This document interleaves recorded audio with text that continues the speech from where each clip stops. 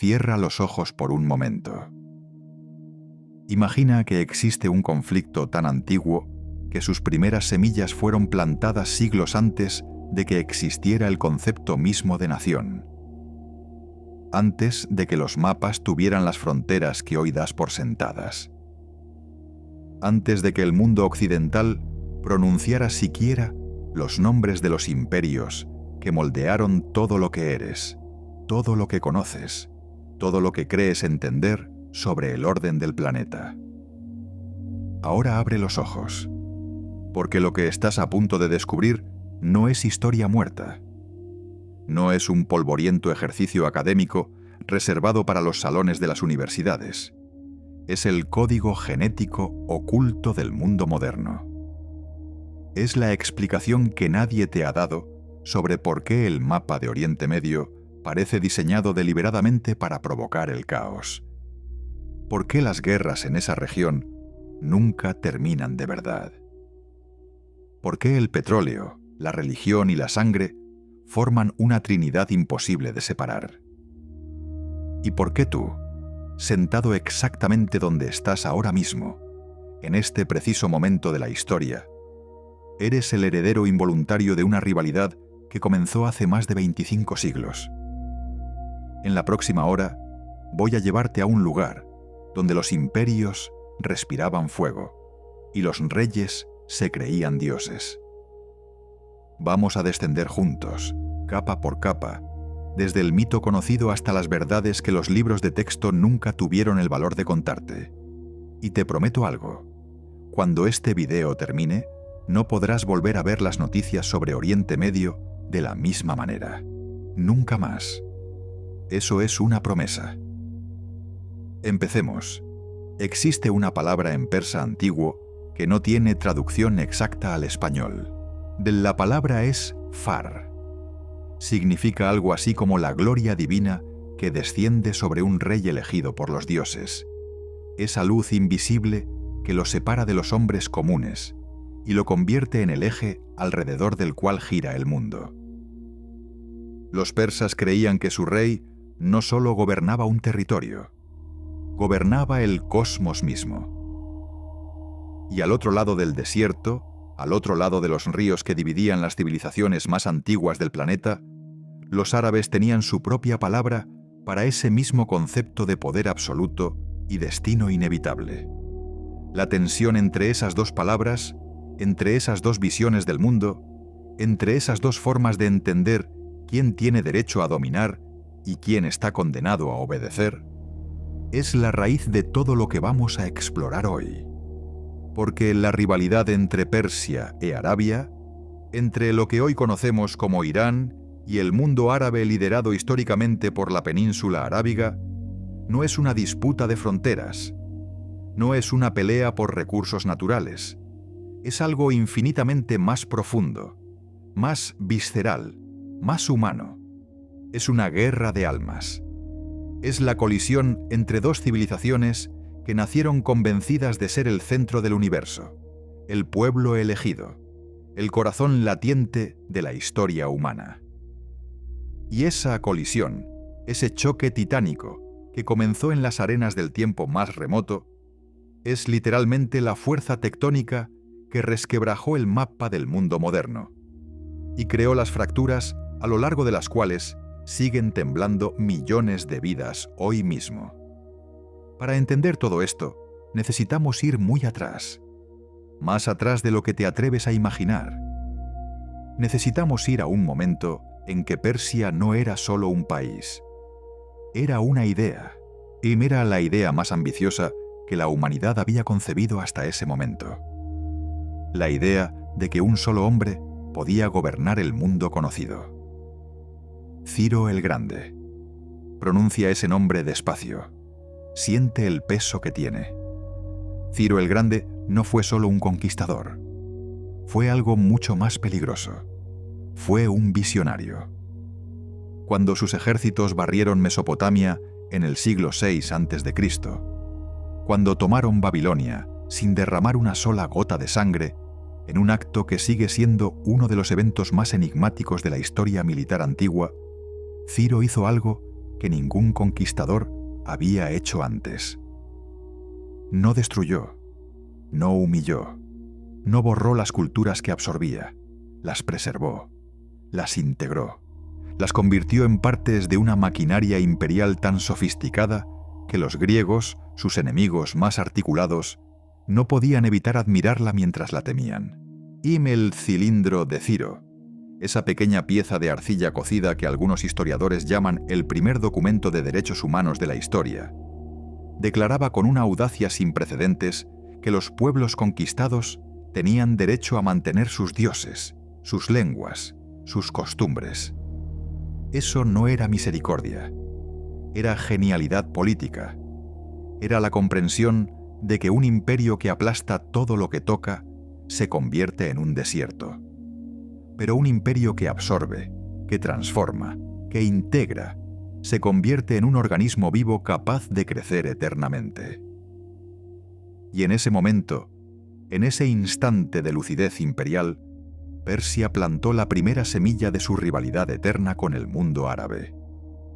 Porque los árabes, o más específicamente los pueblos semíticos de la península, que eventualmente cristalizarían en lo que llamamos cultura árabe, aún tenían una visión del poder radicalmente diferente.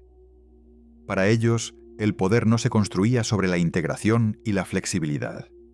Se construía sobre la pureza, sobre la tribu, sobre la sangre, sobre la lealtad absoluta a un linaje y a un dios. Esas dos filosofías del poder, la persa y la semítica, eran magnéticamente opuestas.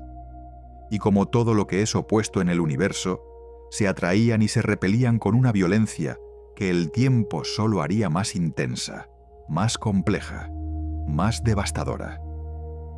Pero antes de que esa colisión alcanzara su punto de máxima intensidad, antes de que el mundo árabe encontrara la fuerza espiritual y militar para desafiar al coloso persa, hubo siglos de silencio. Siglos en que Persia era el sol, y el resto del mundo conocido apenas era la sombra que proyectaba. El imperio aqueménida, en su apogeo, controlaba desde las costas del mar Egeo hasta el valle del Indo. Era tan vasto que necesitaba 20 lenguas distintas para administrarse. Tan poderoso que cuando sus ejércitos marchaban, la tierra temblaba literalmente bajo el peso de millones de pies. Y sin embargo, en ese poder supremo, en esa gloria casi sobrenatural, ya vivía oculta la semilla de su primera y más humillante derrota. Los griegos. Esa pequeña, fragmentada, obstinadamente libre colección de ciudades-estado que se negaron a doblar la rodilla ante el Rey de Reyes. Las guerras médicas, Maratón, las Termópilas, Salamina. Conoces esos nombres, pero lo que quizás no conoces es lo que esas derrotas hicieron al alma persa. Porque Persia no fue destruida por los griegos. Persia siguió siendo el imperio más poderoso del mundo por otros 2 siglos después de Salamina. Pero algo se rompió en el interior de su narrativa de invencibilidad. Y las grietas que se abren en el alma de un imperio nunca sanan completamente. Son el mapa de su futura destrucción. Esa destrucción llegó en la forma de un joven macedonio de ojos distintos, uno azul y uno marrón, que cabalgaba un caballo negro llamado Bucéfalo, y que soñaba con ser un dios mientras era todavía un hombre. Alejandro de Macedonia, Alejandro el Grande, la catástrofe más hermosa que jamás le sucedió a Persia. Cuando Alejandro quemó Persépolis en el año 330 a.C., cuando las llamas consumieron los palacios de los reyes que se habían creído el centro del cosmos, no solo estaba destruyendo piedras y mármoles y frescos de una belleza imposible, pero estaba destruyendo una idea.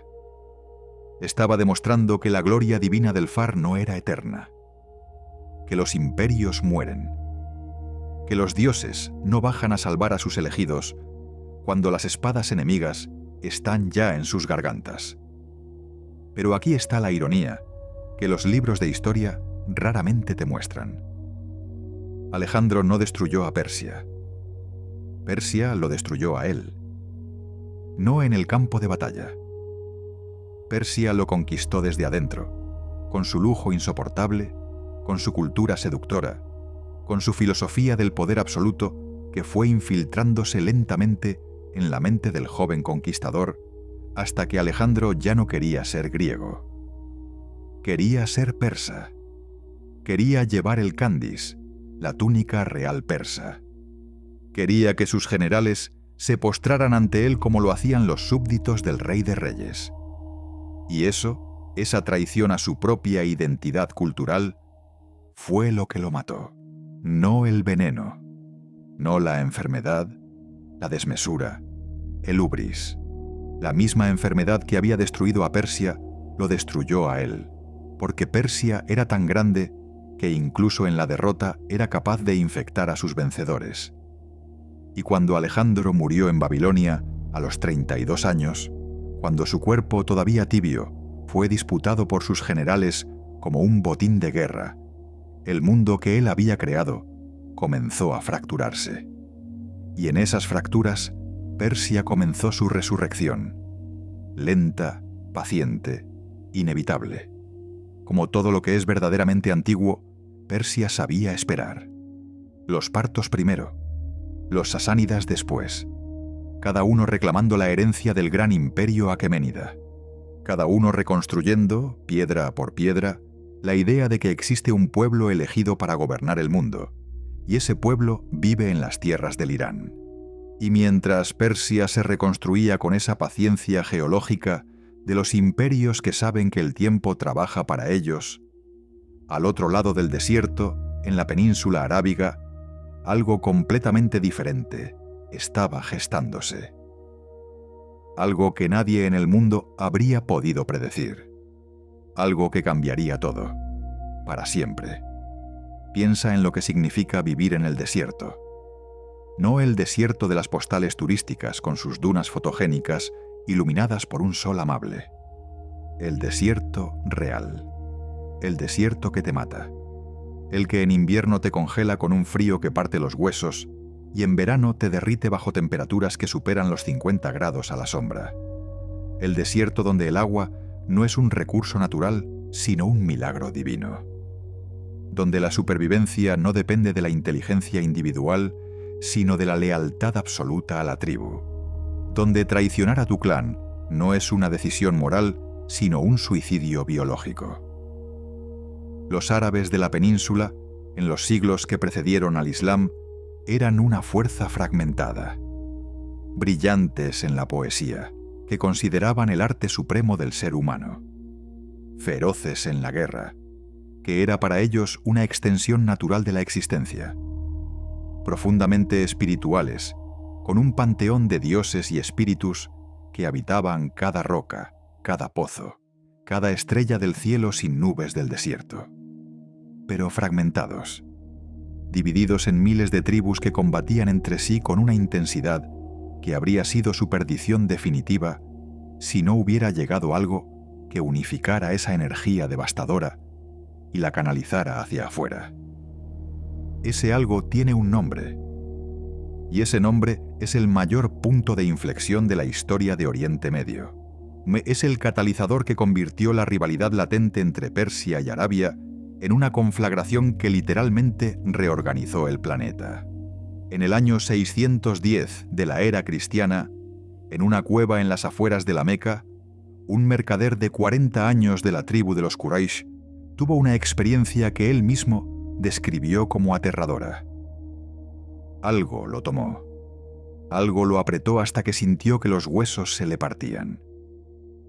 Y en ese apretón, en esa oscuridad de la cueva, escuchó una palabra. Una sola palabra en árabe que contenía dentro de sí toda la instrucción que necesitaba. Lee, o recita, o proclama. La primera palabra del Corán, según la tradición islámica, no fue una declaración teológica. Fue un imperativo, una orden, un comando que resonó en los huesos de ese mercader llamado Muhammad y que, a través de él, resonó en los huesos de la historia misma. Lo que sucedió después es una de las historias más extraordinarias del registro humano. no porque sea sobrenatural, aunque para 1.400 millones de personas en el mundo, hoy ese es precisamente su carácter, sino porque es extraordinaria en términos puramente históricos, puramente geopolíticos, puramente humanos. En menos de 100 años después de esa noche en la cueva, la fe que nació en ese momento había barrido la península arábiga, había cruzado el Éufrates, había destruido el imperio sasánida persa, había tomado Egipto, había llegado al norte de África, había cruzado el estrecho de Gibraltar y estaba llamando a las puertas de Europa. 100 años. En el tiempo que tarda una civilización en construir una catedral, el Islam había creado el mayor imperio que el mundo había visto desde Roma. Y en el corazón de esa expansión, en el núcleo ardiente de esa conquista sin precedentes, latía algo que iba mucho más allá de la fe religiosa.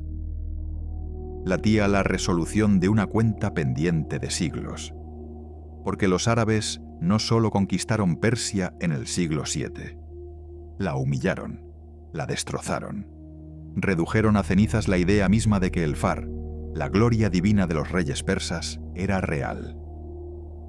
Cuando el último rey sasánida, Yazdegerd III, huyó de su propio capital como un mendigo y murió asesinado por un simple molinero que ni siquiera sabía quién era, algo se partió en el alma de Persia que todavía no ha sanado completamente. Y aquí, exactamente aquí, en este momento de humillación suprema, es donde la rivalidad entre Persia y Arabia adquiere su dimensión más oscura, más compleja, más relevante para el mundo en que vivimos hoy. Porque Persia no desapareció, no fue borrada del mapa como tantos otros pueblos conquistados a lo largo de la historia. Lo que sucedió fue algo mucho más sutil, mucho más persa, mucho más coherente con la filosofía del pueblo que había sobrevivido a Alejandro. Persia se convirtió al Islam, y al convertirse al Islam comenzó inmediatamente a transformarlo desde adentro. Piénsalo, es el movimiento más brillante de la historia de la supervivencia cultural. Cuando no puedes vencer al enemigo en el campo de batalla, lo adoptas, lo absorbes, lo infectas con tu propia identidad hasta que ya no es posible distinguir dónde termina el conquistador y dónde empieza el conquistado. Los persas se convirtieron en musulmanes devotos, pero se convirtieron en sus propios tipos de musulmanes. Desarrollaron sus propias tradiciones jurídicas, sus propias escuelas de teología, su propio misticismo, su propia poética del Islam, que era radicalmente diferente del Islam árabe del desierto. Y lo más importante, lo más explosivo, lo más geopolíticamente devastador, se convirtieron en la base de sustentación de una división al interior del Islam que hasta ese momento era latente, pero que bajo la presión persa se convirtió en la fractura definitiva de la civilización islámica. El cisma entre sunitas y chiitas. Esas dos palabras que escuchas cada vez que hay noticias de Oriente Medio. Esas dos palabras que los medios de comunicación occidentales utilizan como si fueran simplemente etiquetas de dos equipos deportivos rivales. Esas dos palabras que no puedes entender completamente sin entender lo que te estoy contando ahora mismo. Porque ese cisma no es una disputa teológica abstracta sobre quién debería haber sido el sucesor del profeta. Es, en su raíz más profunda, la continuación de la guerra entre Persia y Arabia, con nuevas armas espirituales. La división comenzó con la muerte del profeta Muhammad en el año 632. Sin un heredero claramente designado, sin una estructura de sucesión establecida, la comunidad musulmana enfrentó la primera crisis existencial de su historia. ¿Quién debería gobernar? ¿El hombre más capaz, elegido por consenso de la comunidad, como querían los que se convertirían en sunitas? ¿O el descendiente directo de la sangre del profeta, como exigían los que se convertirían en chiítas? Detrás de esa pregunta aparentemente teológica se ocultaba una pregunta mucho más antigua y mucho más política. ¿El poder pertenece a quien la comunidad elige o pertenece a quien lleva en sus venas la sangre sagrada del origen? Y si escuchas esa pregunta con atención, si la destilas hasta su esencia más pura, reconocerás algo familiar. Reconocerás el eco de la filosofía árabe del desierto, que creía en el consenso de la tribu, en la lealtad horizontal, en el poder emanando de la comunidad hacia arriba. Y reconocerás el eco de la filosofía persa, que creía en el poder divino que desciende de arriba hacia abajo, en la sangre sagrada, en la legitimidad del linaje, en el far que se hereda y no se elige. El Islam no resolvió esa tensión, la absorbió, y al absorberla, la legitimó y la amplificó. Y la explosión que resultó de esa absorción, la batalla de Karbala en el año 680 de la era cristiana, es uno de los eventos más cargados de simbolismo, de dolor, de significado político y espiritual de toda la historia humana. Husayn ibn Ali, el nieto del profeta, el hijo de Ali y de Fátima, la hija amada de Muhammad, marchó hacia Karbala con 72 hombres y sus familias contra un ejército de miles.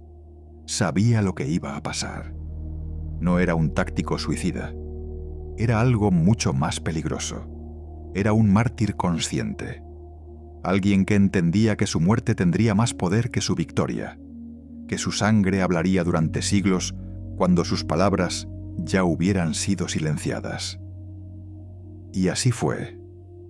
La masacre de Karbala, la decapitación de Husayn, la captura de las mujeres y los niños de la familia del profeta, el modo en que su cabeza cortada fue llevada como trofeo ante el califa Omeya en Damasco, todo eso se convirtió en el trauma fundacional del Islam chiita. En la herida que no cierra, once en el duelo que se repite cada año en Ashura con una intensidad que el mundo occidental observa con perplejidad, porque no comprende que ese llanto no es solo religioso. Es político, es identitario. Es la afirmación de que existió una injusticia tan grande, tan irreversible, tan cósmica, que la única respuesta apropiada es el dolor eterno. ¿Y quiénes abrazaron ese dolor con más ferocidad? ¿Quiénes convirtieron el chiísmo en la religión del agravio sublime, en la teología de los que sufren y esperan la justicia final? Los persas. Naturalmente, inexorablemente, los persas encontraron en el chiísmo algo que resonaba con su propia experiencia histórica de ser conquistados y humillados, y sin embargo sobrevivir. Encontraron en la figura de Husayn, el príncipe perfecto asesinado por un poder ilegítimo, el espejo exacto de su propio trauma histórico.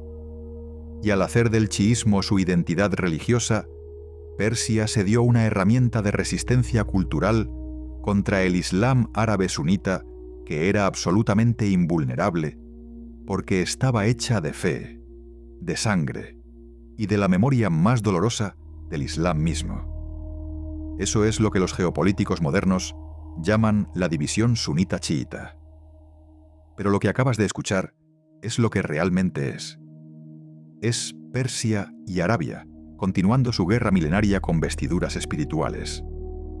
Y esa guerra en vestiduras espirituales fue la que modeló cada uno de los siglos siguientes. Fue la que determinó el auge y la caída de los califatos. Fue la que decidió quién controlaba Bagdad, quién dominaba Damasco, quién tenía acceso a las rutas comerciales que conectaban el Mediterráneo con la India y la China. Durante siglos, el eje Persia-Arabia funcionó como el corazón geopolítico del mundo.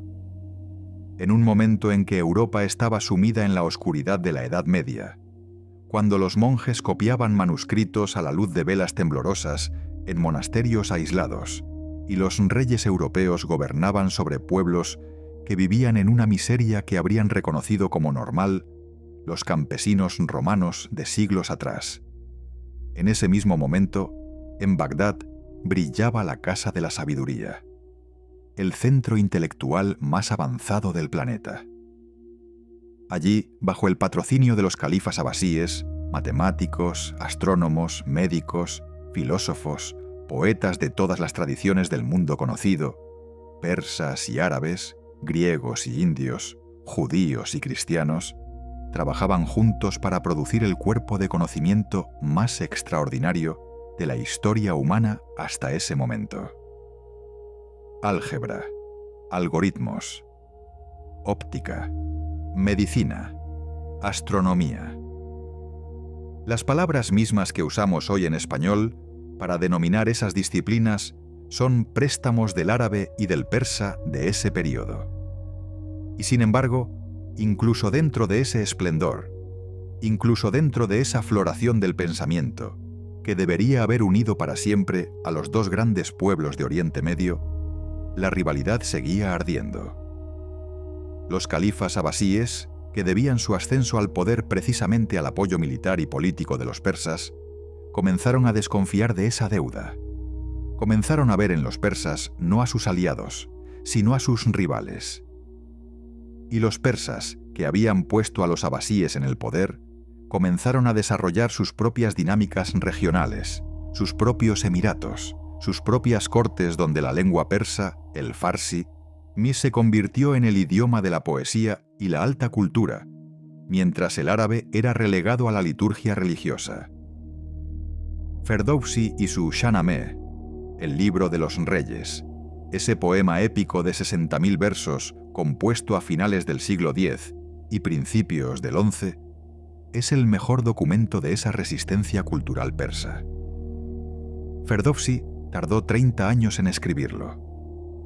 30 años en los que reconstruyó, con una meticulosidad y una devoción que solo pueden hacer del amor más profundo a un pueblo, la historia mítica e histórica de Persia, desde los orígenes del tiempo hasta la conquista árabe. Y en toda esa obra monumental, la conquista árabe es presentada como una catástrofe, como el fin de una edad dorada, como la irrupción de la barbarie en el jardín de la civilización. Eso no es solo poesía, es un manifiesto político, es la declaración de que Persia recuerda, que Persia no ha perdonado, que Persia no ha olvidado quién era antes de que llegaran los ejércitos del desierto. Y esa memoria, esa negativa a olvidar, es lo que hace que la rivalidad entre Irán y el mundo árabe no sea una disputa de fronteras o de recursos, sino algo infinitamente más difícil de resolver, una herida en la identidad. Luego llegaron los mongoles y arrasaron con todo. En el año 1258, las hordas de Hulagu Khan, el nieto de Genghis Khan, cayeron sobre Bagdad con una violencia que las crónicas de la época describen como apocalíptica. El Tigris, dicen las fuentes, se tiñó de negro con la tinta de los libros de la Casa de la Sabiduría que fueron lanzados al río, y de rojo con la sangre de los eruditos que los habían escrito. El califa abasí, Al-Mustasim, y fue envuelto en una alfombra y pisoteado por los caballos mongoles, porque los mongoles creían que la sangre de los reyes no debía tocar la tierra. Una ironía atroz, una muerte que intentaba ser respetuosa con un hombre al que acababan de arrebatarle todo. El saqueo de Bagdad en 1258 es uno de los mayores puntos de inflexión de la historia islámica. Muchos historiadores argumentan que ese evento destruyó el potencial de un renacimiento islámico comparable al europeo que vendría 2 siglos después. Que el traumatismo de esa destrucción cerró algo en el espíritu intelectual del mundo árabe que tardó siglos en comenzar a reabrirse. Pero para Persia, la invasión mongola fue, paradójicamente, una nueva oportunidad para demostrar su extraordinaria capacidad de supervivencia cultural. Los mongoles que conquistaron Persia terminaron siendo conquistados por Persia. se convirtieron al Islam chiita. Adoptaron la lengua y la cultura persa. Y sus sucesores, los ilkánidas, gobernaron Persia con el farsi como lengua de la corte y el arte y la arquitectura persa como expresión de su poder. Una vez más, Persia había absorbido a sus conquistadores y los había convertido en persas. El siglo XVI trajo la cristalización definitiva de la identidad que Irán tiene hasta el día de hoy. En 1501, el joven Shah Ismail I, fundador de la dinastía safávida, hizo algo que transformó permanentemente el mapa político y religioso de Oriente Medio. Proclamó el chiismo como religión oficial del Estado persa. No como una preferencia, no como una tendencia, como una identidad nacional obligatoria que se impondría a todos los habitantes del reino, a veces con una violencia que haría estremecer a los estudiosos de siglos posteriores. Esa decisión fue un acto de genialidad geopolítica, o de brutalidad calculada, o ambas cosas a la vez, que en la historia rara vez son incompatibles. Al convertir al chiismo en la religión oficial de Persia, Ismail I creó una frontera espiritual infranqueable entre el imperio safávida y sus vecinos sunitas, particularmente el imperio otomano al oeste y los sultanatos sunitas al este. Una frontera que no dependía de ríos, ni de montañas, ni de acuerdos diplomáticos. Una frontera que vivía en la mente y el corazón de cada súbdito del Shah. Y esa frontera existe hasta hoy. Es la razón por la que Irán y Arabia Saudita, los herederos modernos de esa decisión del siglo XVI, no pueden mirarse a los ojos sin ver en el otro no solo un rival político, sino un hereje, un traidor al verdadero Islam, una amenaza existencial a la propia identidad. Las guerras safávidas otomanas del siglo XVI y XVII fueron el teatro donde esa rivalidad se representó con la sangre de millones. La batalla de Chaldirán en 1514, donde los mosquetes otomanos destrozaron a la caballería safávida en un enfrentamiento que fue tanto una batalla teológica como militar, estableció las líneas generales de un enfrentamiento que duraría siglos. Y en esas líneas, en esas fronteras dibujadas con sangre y fe y pólvora y orgullo, podemos reconocer los contornos de los conflictos que llenan las noticias de hoy. Irak, cuya población es mayoritariamente chiita, pero que durante siglos fue gobernada por minorías sunitas. Siria, donde la compleja aritmética sectaria fue dinamitada por la revolución y la guerra. El Líbano, ese experimento extraordinario y fallido de convivencia confesional, donde Hezbollah, el brazo armado del chiismo libanés financiado y entrenado por Irán, representa la línea de avanzada de la influencia persa en el corazón del mundo árabe. Yemen, donde los hutíes chiitas, respaldados por Irán, combaten contra una coalición liderada por Arabia Saudita en la guerra más devastadora del siglo XXI.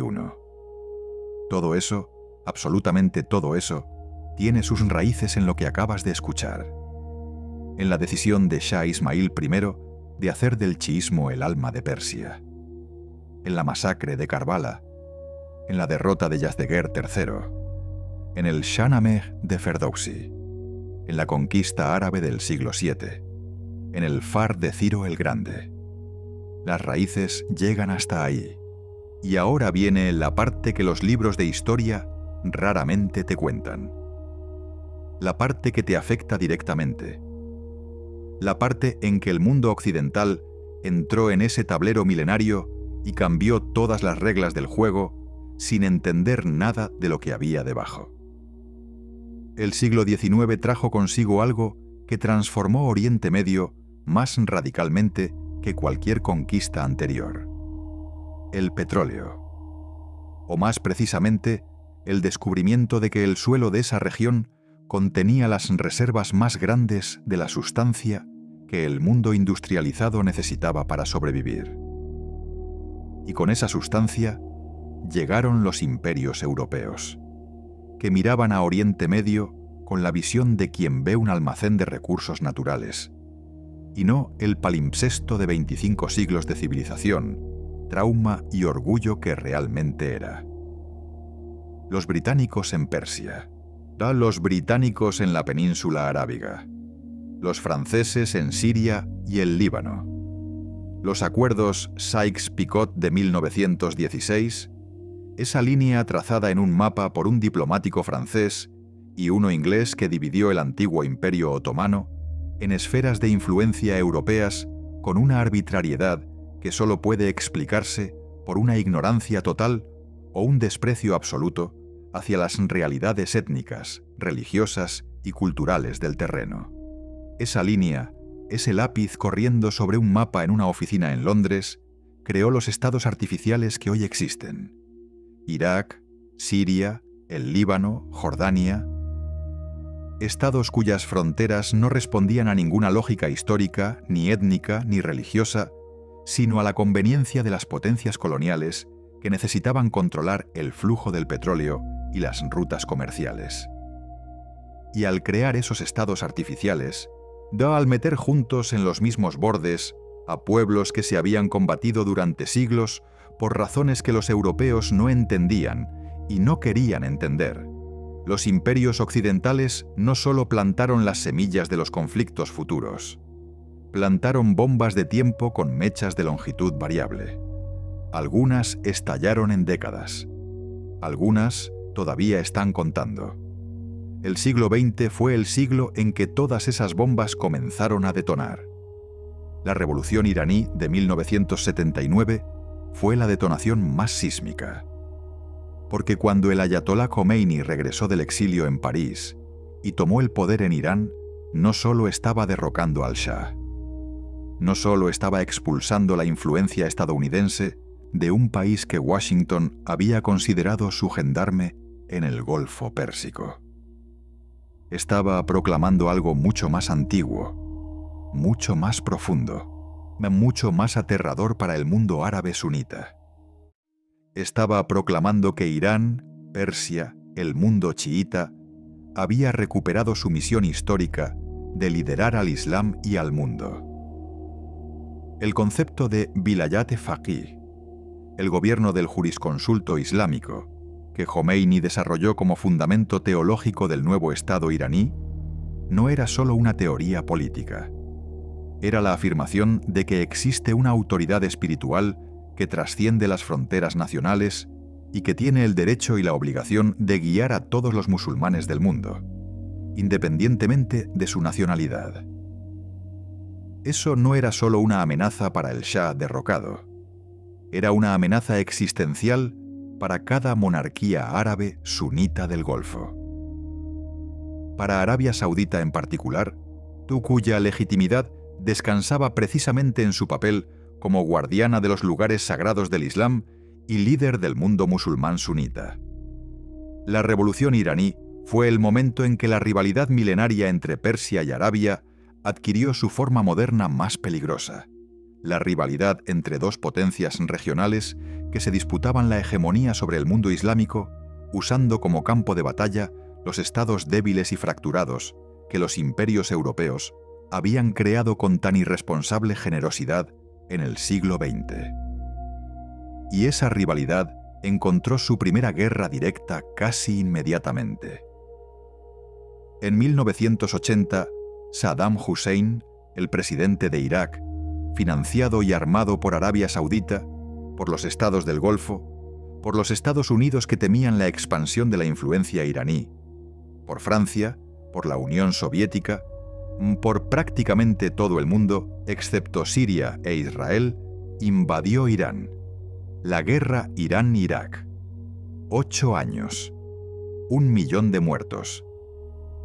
El uso de armas químicas por parte de Irak contra poblaciones kurdas e iraníes en uno de los crímenes de guerra más documentados y más cínicamente ignorados por la comunidad internacional del siglo XX.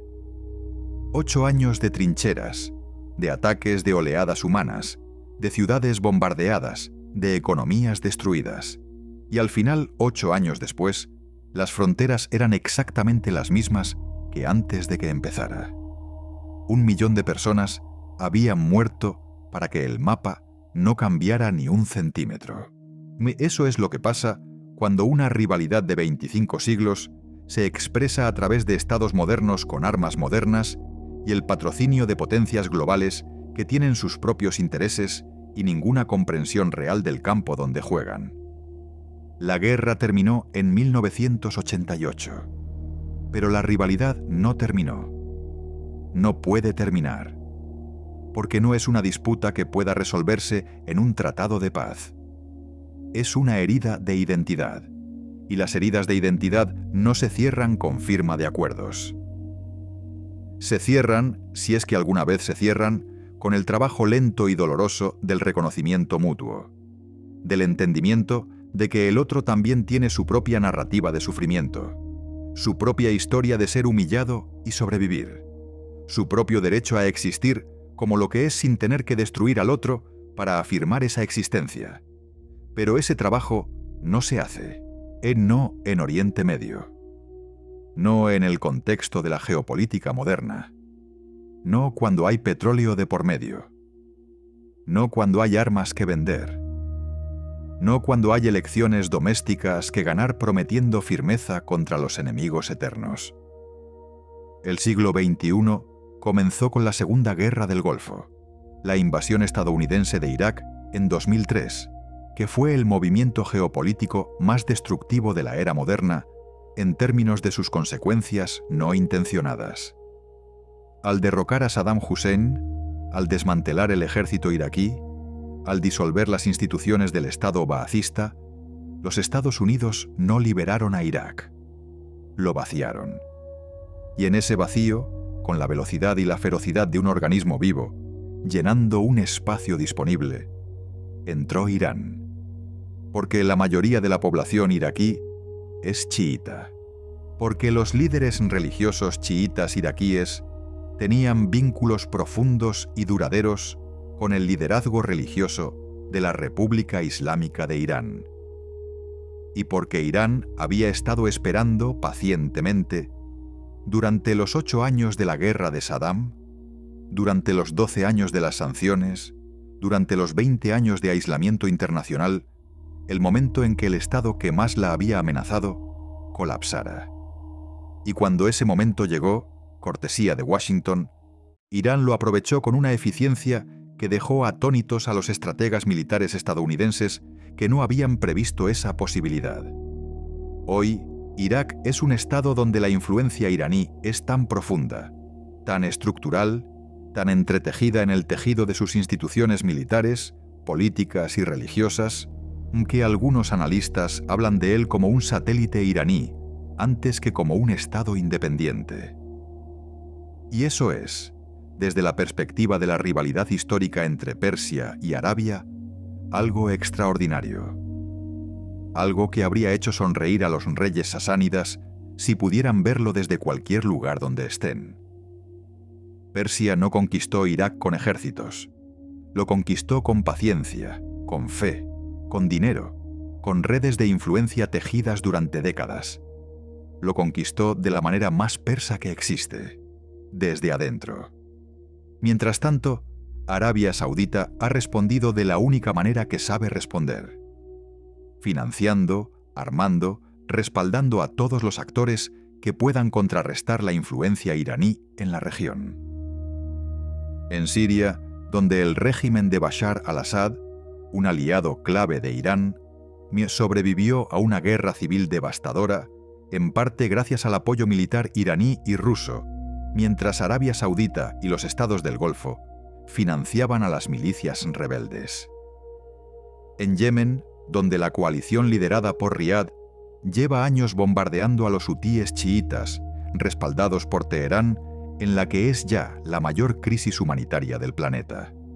En el Líbano, donde la financiación saudita intenta contrapesar la influencia de Hezbollah. El Partido de Dios, la organización que más perfectamente encarna la proyección del poder iraní fuera de sus fronteras. Y en ese tablero de ajedrez infinitamente complejo, el resto del mundo intenta navegar. Los Estados Unidos, atrapados entre su alianza histórica con Arabia Saudita y su deseo de contener a Irán, sin poder hacer ninguna de las dos cosas de manera efectiva. Rusia e Israel, actuando cada uno con sus propias lógicas, que a veces se alinean y a veces colisionan con cualquier intento de orden regional. Y China, observando, invirtiendo, construyendo infraestructuras, tejiéndose en las economías de ambos lados de esa rivalidad con la paciencia que solo tienen los imperios que piensan en siglos y no en ciclos electorales de 4 años. En 2023, algo ocurrió que sacudió al mundo de la geopolítica con la intensidad de un terremoto. China medió un acuerdo de normalización diplomática entre Irán y Arabia Saudita. Los dos grandes rivales de Oriente Medio, los herederos de Persia y Arabia, los abanderados de las dos grandes ramas del Islam, se dieron la mano en Pekín. Abrieron embajadas. Anunciaron el fin de años de hostilidad abierta. El mundo occidental observó ese acontecimiento con una mezcla de sorpresa y alarma, sin entender completamente lo que significaba. Pero tú, después de lo que has escuchado hoy, sí puedes entenderlo. No significa que la rivalidad haya terminado. No significa que 2500 años de competencia por la hegemonía del mundo islámico se hayan resuelto con un apretón de manos en Pekín. Significa que tanto Irán como Arabia Saudita han calculado, en este momento específico de la historia, que la confrontación abierta les cuesta más de lo que les da. Significa que un nuevo actor, China, ha encontrado la manera de insertar su influencia en el corazón de Oriente Medio, ofreciendo algo que ni Estados Unidos ni Rusia habían sido capaces de ofrecer: la posibilidad de la estabilidad sin la exigencia de la lealtad exclusiva. Pero las heridas de identidad no desaparecen con los acuerdos diplomáticos. Las memorias de Karbala, del Shahnameh, de Persépolis, de la conquista árabe, de las guerras safávidas otomanas, de la revolución iraní, de la guerra Irán-Irak, todo eso sigue vivo en el corazón de los pueblos. En las mezquitas donde los predicadores chiitas recuentan la masacre de Husayn y los predicadores sunitas advierten contra la corrupción persa del Islam verdadero. En las escuelas donde los niños aprenden versiones de la historia que los ponen en el centro del universo y en el bando de los justos. En las familias que perdieron a sus hijos en guerras, cuyas causas remotas se pierden en la oscuridad de siglos que nadie ya recuerda completamente. Y entonces llegamos al final, al lugar donde todo esto converge en ti, en este momento, en esta hora que has pasado viajando a través de 2500 años de civilización, sangre, fe, orgullo y supervivencia. ¿Qué aprendes de todo esto? ¿Qué te lleva a casa desde este descenso al corazón de la rivalidad más antigua del mundo?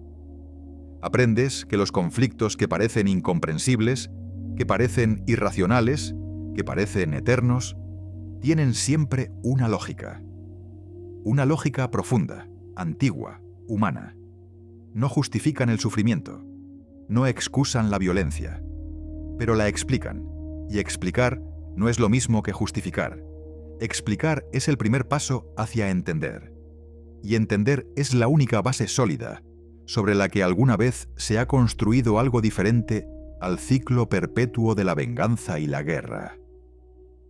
Aprendes que los imperios no mueren cuando se les conquista, mueren cuando olvidan quiénes son. Y los que sobreviven a sus propias caídas, los que como Persia se levantan una y otra vez de la ceniza de sus derrotas, se lo hacen porque tienen algo que ningún ejército puede destruir. Una narrativa de sí mismos que les dice que merecen existir, que tienen algo que ofrecer al mundo, que su historia importa. Eso no es arrogancia imperial.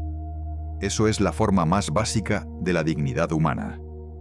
Y aprendes, quizás lo más importante de todo, que ningún mapa es natural, que cada frontera en este planeta fue dibujada por alguien con un propósito específico, en un momento específico, con consecuencias que nadie pudo prever completamente. Que el orden del mundo que das por sentado es mucho más frágil, mucho más reciente, mucho más contingente de lo que parece, y que entender eso, sentir en los huesos la manera en que la historia sigue viva debajo de la superficie aparentemente estable del presente, no es un ejercicio de melancolía intelectual. Es la forma más radical de libertad. Porque cuando entiendes cómo llegaste aquí, realmente entiendes dónde estás. Y cuando entiendes dónde estás, por primera vez en tu vida, puedes elegir conscientemente a dónde vas. Eso es lo que las grandes rivalidades de la historia nos enseñan, no solo sobre los pueblos que las protagonizan, sobre nosotros mismos, sobre la naturaleza del poder y la memoria y el orgullo y la supervivencia, sobre la manera en que el pasado no es una carga sino un mapa.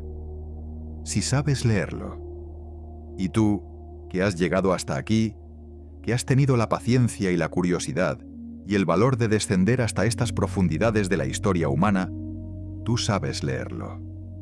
Si este viaje ha removido algo en ti, si sientes que el mundo que ves cuando cierres este video es diferente del mundo que veías cuando lo abriste, entonces lo que acaba de suceder aquí no es solo educación, es transformación.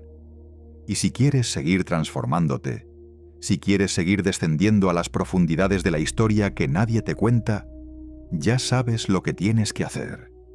No porque te lo pida, sino porque eres de los que buscan la verdad debajo de la superficie.